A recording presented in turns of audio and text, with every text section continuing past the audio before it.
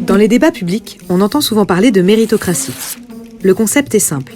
Celui qui, par ses efforts, obtient une position supérieure à sa condition d'origine est méritant.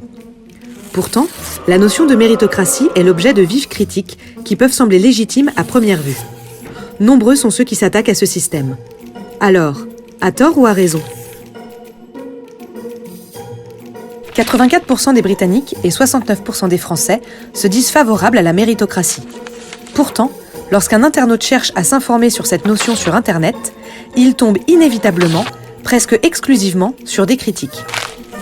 La méritocratie serait un mythe, un piège, voire même une tyrannie. Bref, elle serait au service de la conservation de l'ordre établi. Mais où se situe en réalité la tyrannie ? Si la société est responsable de tout ce qui vous arrive, vos réussites et vos mérites ne seront jamais vraiment les vôtres. Vous ne serez jamais libre et responsable de vos choix. Il est évident que nos vies sont largement déterminées par nos origines sociales et géographiques. Grandir au sein d'une famille aisée n'ouvre pas les mêmes portes que de grandir dans une famille modeste. Cependant, si nous n'étions que le produit de notre classe, de notre genre et de nos origines, que resterait-il de notre libre arbitre ?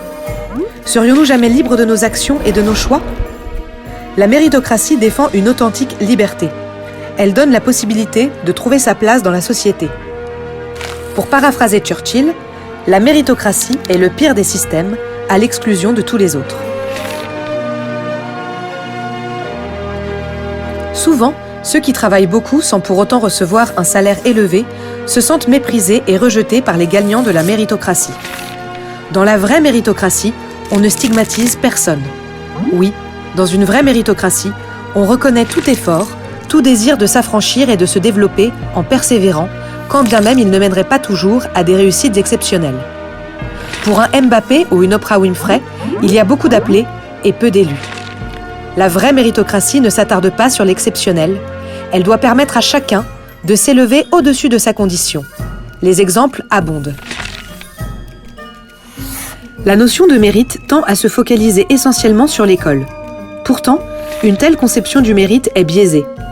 On le voit de plus en plus, l'école est loin d'être la seule voie du succès. Elsa, par exemple, était en échec scolaire.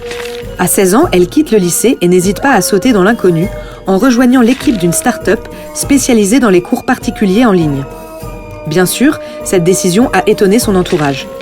Sur tous les CV qu'elle a envoyés, une seule entreprise lui a répondu. Depuis, elle poursuit ses rêves sans suivre un schéma préétabli de réussite.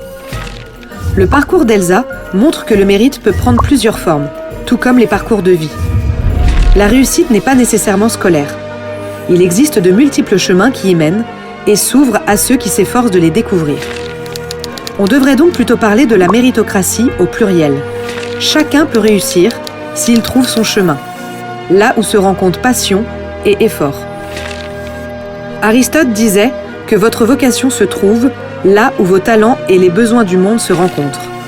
Au Japon, pays où la méritocratie est plus présente qu'ailleurs, s'est développé un concept proche de cette idée, l'ikigai. Il consiste à trouver l'équilibre parfait dans votre vie quotidienne pour trouver votre place grâce aux efforts que vous fournirez.